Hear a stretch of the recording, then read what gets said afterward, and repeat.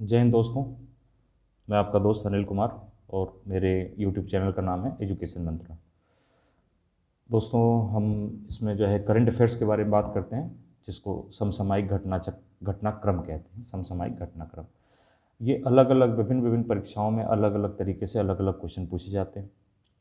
किसी में बहुत ज़्यादा पूछे जाते हैं, किसी में कम पूछे जाते हैं। ख़ास तौर से आप अगर बात करें यूपीएससी पीपीएससी की और अदर स्टेट के जो पीसीएस होते हैं, उनमें ये क्वेश्चनों की संख्या ज़्यादा यानी कि 30 तक जाती है। 30 से 35 क्वेश्चन तक आ जाते हैं। यूपीएससी में भी एक बड़ा है, क्योंकि 15 क्वेश्चन तक आ जाते हैं। वहाँ 100 क्वेश्चन ही आते हैं, उसमें से 15 क्वेश्चन अगर यूपीएससी में आपको 15 क्वेश्चन करंट से मिलते हैं और जिसमें से 10-12 भी करने की स्थिति में अगर आप हैं, तो आप समझिए कि आप ईज़ ले रहे हैं। कम मेहनत में ज़्यादा आसानी से चीज़ें हो जाती हैं। डेली के 10-10, 15-15, 20-20 मिनट करने से ही आपको पता लगेगा कि आप एक साल में आपका एक बहुत बड़ा क्वेश्चन बैंक तैयार हो जाएगा, खासतौर से करंट अफेयर्स का। तो इसी पर बात करते हैं हम। क्वेश्चन के फॉर्मेट पे बात करते हैं, क्वेश्चन आते कैसे हैं, अलग अलग एग्ज़ामों में कैसे क्वेश्चन पूछे जाते हैं और किन किन तरीक़ों से क्वेश्चन पूछे जा सकते हैं। तो दोस्तों, ये हो गया आपका जो करंट का है, कैसे करके तैयारी करें, किस तरीके के क्वेश्चनों पर ध्यान देने की ज़रूरत होती है, इन सब बारे में बात करते हैं। हम थोड़ा-थोड़ा बात करते रहते हैं डेली में। तो दोस्तों, आइए आज का वीडियो प्रारंभ करते हैं। सबसे पहले दोस्तों, कुछ अंतर्राष्ट्रीय घटनाक्रम ले लेते हैं। मैंने आपको बताया था कि भारत और ऑस्ट्रेलिया के बीच में 2+2 वार्ता, ये पहली वार्ता थी। 2+2 वार्ता हुई थी। 2+2 वार्ता क्या होती है ये भी बताया था, लेकिन फिर भी रिवीजन के लिए बता देते हैं कि रक्षा मंत्री और विदेश मंत्री, जिन जिन देशों में 2+2 वार्ता होती है, उसके विदेश मंत्री और रक्षा मंत्री दोनों इन्वॉल्व रहते हैं। भारत के विदेश मंत्री और रक्षा मंत्री और ऑस्ट्रेलिया के विदेश मंत्री और रक्षा मंत्री इसमें इन्वॉल्व थे। किन पहलुओं पर बात हुई वो आपको बता चुके हैं पिछली वीडियो में। अब दोस्तों, सबसे बड़ी बात यह है कि अभी तक जो चीज़ देखी जा रही है, खासतौर से अंतर्राष्ट्रीय आईआर, जिसको इंटरनेशनल रिलेशन कहते हैं, उसको लेकर के, तो ये चीज़ दोस्तों देखी जा रही है कि भारत कहीं न कहीं अभी तालिबान की सरकार को मान्यता देने से कतरा रहा है। ऐसा कुछ देखा जा रहा है। ये 100% अभी श्योर नहीं है, लेकिन ऐसा लग रहा है कि वो मान्यता नहीं देना चाहता।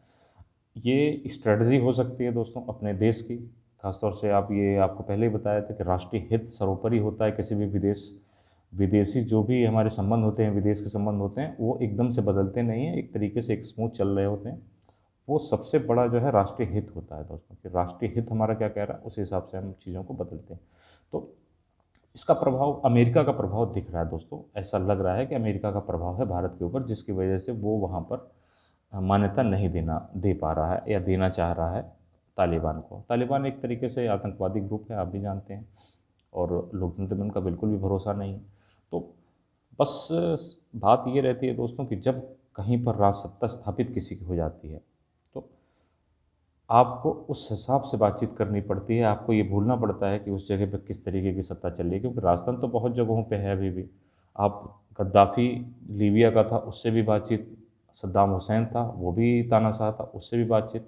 वो भी भारत आता था, अपने राजनयिक संबंध स्थापित किए हुए थे। तो इसका मतलब ये हुआ दोस्तों कि किसी भी राष्ट्र का इस बात से बहुत ज़्यादा मतलब नहीं रह जाता कि वो किस किस तरीके की सत्ता वहाँ पर स्थापित है, क्योंकि वहाँ की सत्ता तो उन लोगों के लिए वो इंटरनल मामला होता है, आंतरिक मामला होता है किसी का, वहाँ हस्तक्षेप भी नहीं कर सकते आप। लेकिन ये जो लग रहा है अभी तक, क्योंकि अभी से पहले सूचना मिली थी कि नहीं, भारत तालिबान से बात करना चाहता है। उसके पीछे रीज़न ये था कि चीन, रसिया, पाकिस्तान, बांग्लादेश, ये लगभग सारे देश, हमारे जितने पड़ोसी देश हैं, वो सब जो है वो वहाँ पर क्या नाम है कि उन्हें अपने संबंध और राजनयिक संबंध है। यहाँ तक कि आपने देखा कि चाइना ने तो एक बहुत बड़ा अमाउंट उनके विकास के लिए डोनेट भी कर दिया है। मतलब ये है कि तालिबान अफ़गानिस्तान के अंदर चाइना का जो प्रभाव है बहुत तेज़ी के साथ बढ़ रहा है। पाकिस्तान तो पूरा सरकार ही एक तरीके से माना जा रहा है कि सरकार चला रहा है तालिबान की। आपका रसिया रसिया का भी संबंध, तालिबान ने रसिया से भी बात की है और रसिया से भी कहा है कि नहीं, वो हमारे बहुत बड़े सहयोगी हैं। इसका मतलब ये है कि ये पूरा का पूरा रीजन जो दोस्तों भारत के आसपास के इलाके हैं, वो एक तरीके से एक गुट बना रहे हैं। और हमारा देश जो है, ख़ासतौर से अमेरिका, ऑस्ट्रेलिया, इन सबों के साथ है। चूँकि हमारे संबंध इस समय अमेरिका से ज़्यादा मजबूत हैं। कहीं न कहीं दोस्तों इस चीज़ का प्रभाव हमारे विदेश नीति पर दिख रहा है। तो आगे आपको जो भी अपडेट होगा वो आपको बताते चलेंगे। एक ये तो हो गया दोस्तों आपका एक टॉपिक, एक अंतर्राष्ट्रीय घटनाक्रम। एक चीज़ और आपको बताते चलें दोस्तों, एक छोटा टॉपिक है कि राष्ट्रीय खुफिया ग्रिड। राष्ट्रीय खुफिया ग्रिड क्या है? अभी दोस्तों 2008 में जो हमारे यहाँ 26/11 का विस्फोट हुआ था ताज होटल पर, और आपने देखा था कि वहाँ एक हॉस्पिटल में वगैरह में, उसके बाद से ही राष्ट्रीय खुफिया ग्रिड की एक बात हुई थी। एक संकल्पना बनाई गई थी कि राष्ट्रीय खुफिया ग्रिड होना चाहिए। क्या है राष्ट्रीय खुफिया ग्रिड दोस्तों? राष्ट्रीय खुफिया ग्रिड एक ऐसा व्यवस्था होगी जिसके अंतर्गत डेटाबेस जो है सेव किया जाएगा। जैसे क्या है, आप अपने फ़ोन बुक में सबके नाम नंबर रखते हैं, किसी का नाम लिखते हुए आप ये लिख देते हैं कि फ़लाने दिल्ली या फ़लाने लखनऊ या फ़लाने बेंगलुरु, या आप ये जानने के लिए लिख देते हैं कि मैं इसको कैसे, अगर एक आध दो बार का मिला हुआ व्यक्ति है तो कैसे पहचानें, इस हिसाब से अपने फ़ोन बुक में अपने उसका नाम या कुछ भी उसके लिए कोई कूट करके रख देते हैं। उसी तरीके का एक खुफिया ग्रिड होगा दोस्तों, जो आतंकवादियों की पहचान के लिए होगा। आतंकवादी या किसी भी व्यक्ति के कोई भी जुल्म करने जा रहा है तो ये तो पता नहीं है कि वो कौन है, क्या करता है, लेकिन उसकी एक्टिविटीज़ को ध्यान रख कर के एक डेटा बनाया जाएगा कि वो किन खातों में पैसे जमा कर रहा है, अभी ट्रांजैक्शन कितनी तेज़ी के साथ हुआ, किस देश में किया गया है, या वो कौन कौन सी यात्राएं कर रहा है। उसकी यात्रा अगर लगातार आपको उन देशों को हो रही हैं जहाँ पर शक है कि नहीं आतंकवादियों से कोई गठजोड़ बन रहा है, उस पर नज़र रखी जाएगी। ये सारा डेटाबेस एक जगह पर रखा जाएगा ताकि इन बड़ी घटनाओं होने से रोकना जा सके इसको। अब इनका फ़ायदा कैसे मिलता है दोस्तों? जैसे होता क्या है कि अगर आप बाई चांस आप लगातार महीने में 2-3 बार दिल्ली की यात्रा कर रहे हैं, अगर आप मान लीजिए कि लखनऊ से आप दिल्ली की यात्रा कर रहे हैं, तो जब मुझे ये पता होगा कि आप महीने में 2-3 बार दिल्ली जाते हैं, तो मेरे दिमाग में एक बात आएगी कि यार आखिर ये बंदा बार-बार दिल्ली जा क्यों रहा है? वहाँ 1 दिन रुक रहा है, 2 दिन रुक रहा है, या बातचीत होगी, पैसे ट्रांज़ैक्शन, अगर आप दिल्ली जाकर पैसे ट्रांज़ैक्शन कर देते हैं पाकिस्तान के किसी अकाउंट में या किसी, तो इस तरीके के डेटा को एक जगह पे फ़ीड कर लिया जाएगा और उससे ये सोचने की कोशिश की जाएगी कि किस तरीके से कौन व्यक्ति का संपर्क किस तरीके से हो रहा है, ताकि जो भी आतंकवादी घटना, ये 2008 के अंदर दोस्तों जो आतंकवादी घटना हमारे यहाँ हुई थी, इसमें ये बहुत बड़ी कमी सामने आई थी कि हमारे सुरक्षाकर्मियों के पास कोई ऐसा डेटा ही नहीं था, वो समझ ही नहीं पा रहे थे कि आखिर हो क्या रहा है, कहाँ से फंडिंग क्या हो रही नहीं हो रही है।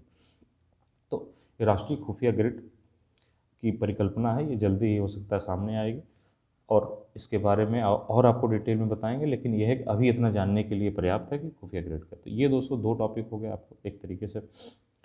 अब अपने चिरपरिचित स्थान पर आ जाते हैं दोस्तों, जो हमारा ये है कि हम जो क्वेश्चनों को लेते हैं, कुछ क्वेश्चंस करंट के लेते हैं, जो डेली बेस के करंट क्वेश्चंस हैं उसको लेते हैं और आपसे शेयर करते हैं, आपको बताते हैं। तो दोस्तों सबसे पहले अंतर्राष्ट्रीय खबर के बारे में ले लेते हैं। अंतर्राष्ट्रीय खबर सबसे पहले लेंगे तो अंतर्राष्ट्रीय खबर में है अजीज़ अखनौज करके एक हैं। अजीज़ अखनौज एक प्राइम मिनिस्टर नियुक्त किए गए हैं मोरक्को के।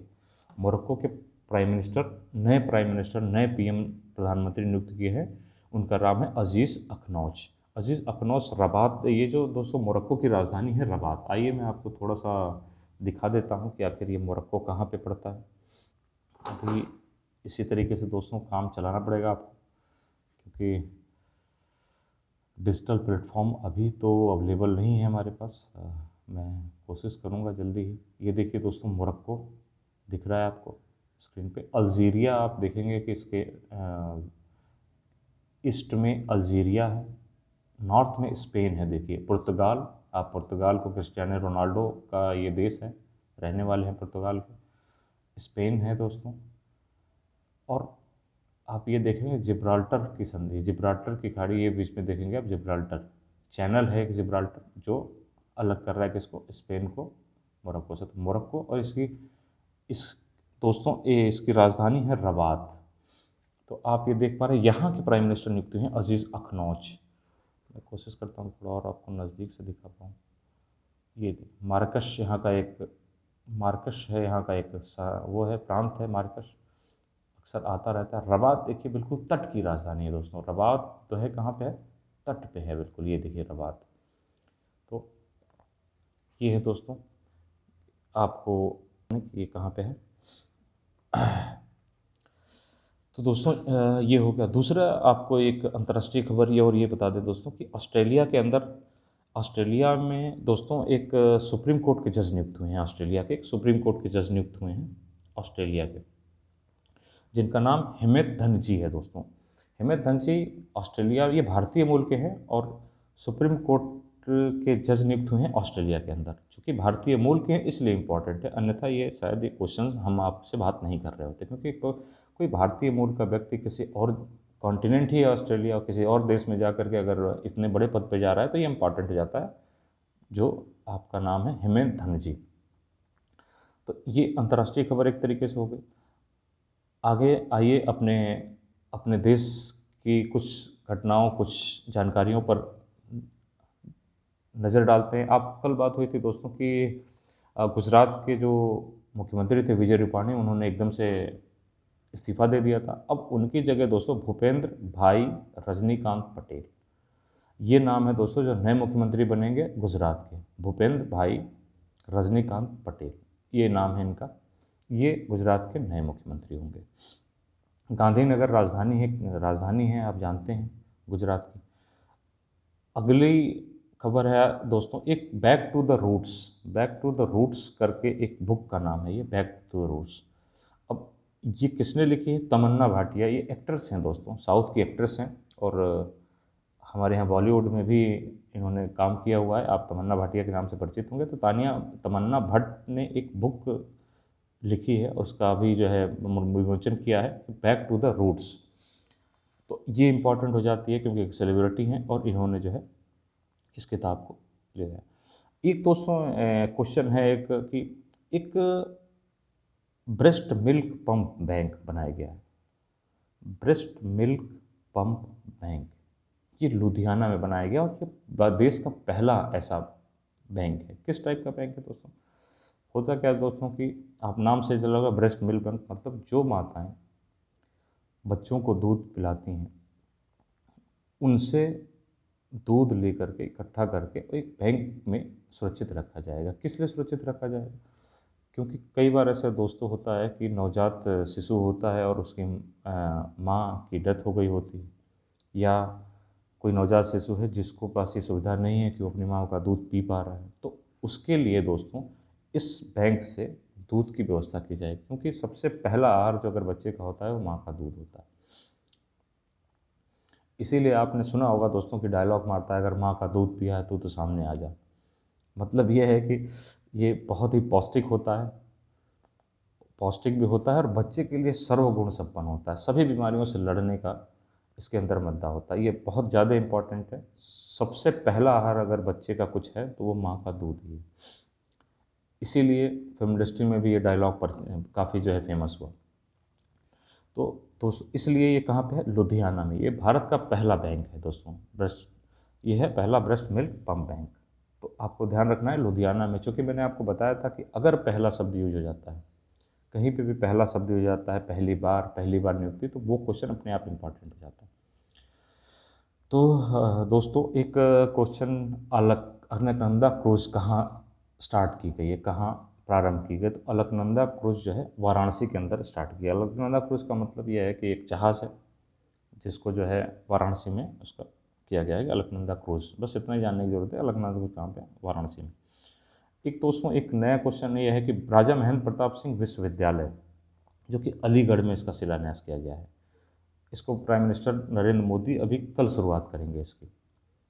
तो राजा महेंद्र प्रताप थे कौन दोस्तों? राजा महेंद्र प्रताप ने सबसे पहले अफगानिस्तान में अपनी सरकार बनाई थी। भारत अफगानिस्तान में सबसे पहले सरकार अगर किसने बनाई थी, प्रधानमंत्री नियुक्त हुए थे राजा महेंद्र प्रताप। इसीलिए इन्हीं के नाम पर अलीगढ़ में एक विश्वविद्यालय स्थापित किया जा रहा है।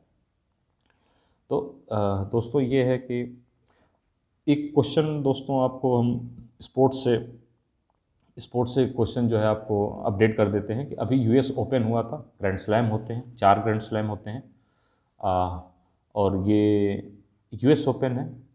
इसमें ब्रिटेन की दोस्तों एम्मा एम्मा राडुकानु जो 18 साल की मात्र लड़की हैं, इन्होंने पहली बार अब लगभग 50 सालों के बाद ब्रिटेन की कोई लड़की, कोई महिला जो है ग्रैंड स्लैम जीती है, यूएस ओपन जीती हैं। यूएस ओपन जीतने वाली ये 85वें साल के बाद ब्रिटेन की एक महिला है।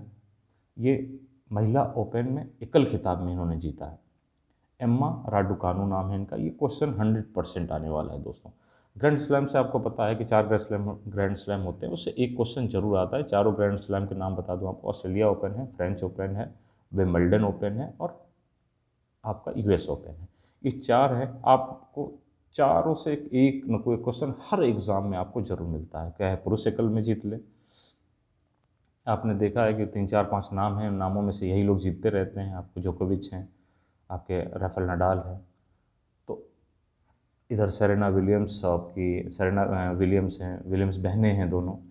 और आप बहुत सारे और भी बहुत सारे स्पोर्ट्स पर्सन हैं टेनिस के। ये टेनिस की प्रतिस्पर्धा होती है, 4 विंबलडन्स जिनको कहा जाता है तो ये क्वेश्चन बहुत इंपॉर्टेंट दोस्तों। ये कहाँ की रहने वाली हैं? ब्रिटेन की रहने वाली हैं। ये इनका नाम इंपॉर्टेंट है। इन्होंने कौन सी प्रतिस्पर्धा जीती है? तो यूएस ओपन जीता है। यूएस ओपन में इन्होंने महिला एकल खिताब जीता है। ठीक है दोस्तों, तो ये क्वेश्चन देखिए सर दोस्तों, ये है इंपॉर्टेंट क्वेश्चंस और ये फैक्ट हैं। फैक्ट को बताने में होता क्या है थोड़ा सा, क्योंकि कोई स्टोरी तो चल नहीं रही होती, आपको सिर्फ बताना बताना होता है हमें ये चीज़ें, लेकिन उसके साथ में जो क्वेश्चन फॉर्मेट देते हैं, कैसे कैसे इस क्वेश्चन को पूछा जा सकता है। अब जैसे यूपीएससी में क्वेश्चन क्या है, 4 में मिल्टन है, 4 में इंपॉर्टेंट क्या होता है? महिला एकल और पुरुष एकल, ये दोनों ही इंपॉर्टेंट होता है यूपीएससी में। और यूपीपीएससी में क्वेश्चन कई बार ऐसा होता है दोस्तों कि वो मिलाने के लिए चारों को पूछ देगा कि ऑस्ट्रेलिया ओपन में ऑस्ट्रेलिया ओपन लिख देगा, यहाँ लिख देगा पुरुष विजेता, फिर नीचे देगा फ्रेंच ओपन, फिर पुरुष विजेता, यहाँ देगा Wimbledon French open, US open पुरुष विजेता। अब इनको आपको मिलवा लेगा, ये तो क्वेश्चन बहुत टफ हो जाता है। जब तक आपको चारों ग्रैंड स्लैम के पुरुष विजेता के नाम नहीं पता होंगे, आप नहीं कर पाओगे। इसलिए इस पॉइंट ऑफ व्यू से इस चीज़ को देखना है। महिला को भी देखना है कि पुरुष में कौन जीता, महिला में किसने देखा। ये सब जैसे जैसे चीज़ें होती रहेंगी, ये आपके जो है आते रहेंगे, ये सब मैं आपको बताता चलूँगा। साथ में क्या है, एक छोटी वीडियो इन चारों ग्रैंड स्लैम पे जो भी है, इन पर सबके बारे में अच्छे तरीके से आपको बता दिया जाएगा जब परीक्षा आपके नज़दीक आ जाएगी। और कुछ थोड़ी बहुत कोशिश की जाएगी कि ट्रिक भी बता दें ताकि आपको समझ में आ सके। ठीक है दोस्तों, तो आज के लिए इतना ही। आप हमारे वीडियो को सब्सक्राइब करिए, लाइक करिए और बेल आइकन दबा करके हमें हमारा हौसला बढ़ाइए। बहुत बहुत धन्यवाद दोस्तों। जय हिंद।